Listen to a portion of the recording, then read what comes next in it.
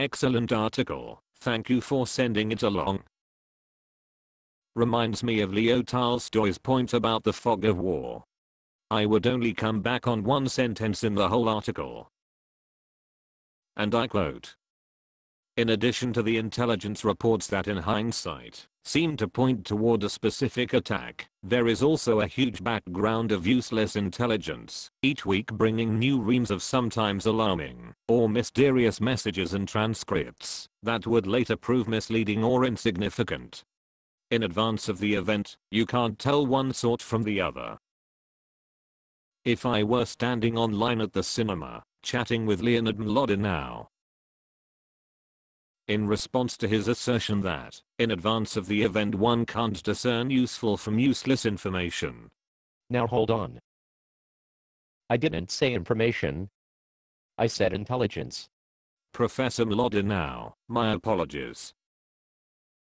You asserted, after giving the specific example of Pearl Harbor, that in advance of the event, you can't tell useless intelligence from intelligence reports that in hindsight seem to point toward a specific attack.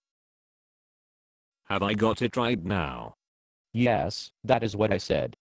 Are you saying that this is a hard and fast rule, that no amount of processing or analysis of information available in the present will ever yield up predictions that are significantly better than chance?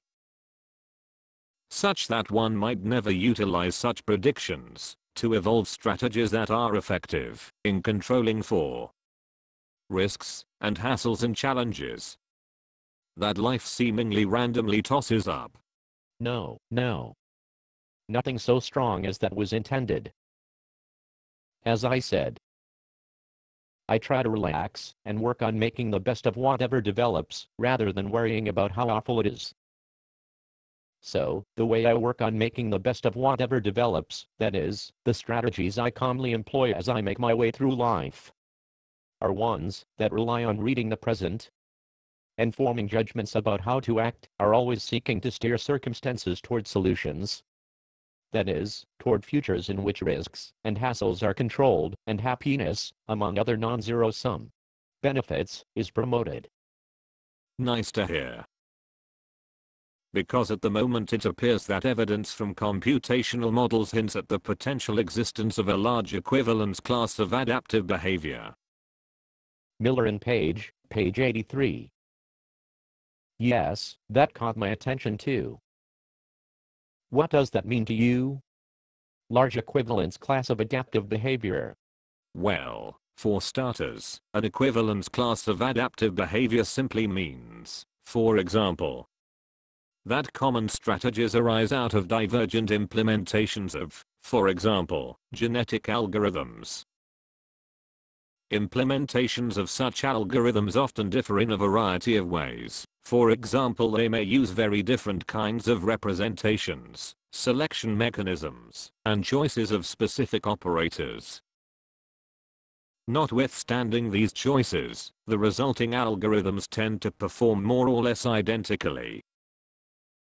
Miller and Page, Appendix A, at page 240.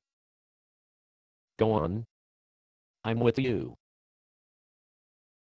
So this tells me that there are reasons to believe that it is worthwhile to investigate the extent to which one can beat chance in predicting, based on analysis and processing of information available in the present, that the state space of the world will fall into some such equivalence class.